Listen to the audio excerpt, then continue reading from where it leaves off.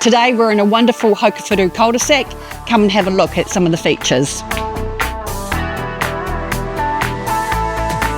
2 good living areas, and look at this for a patio.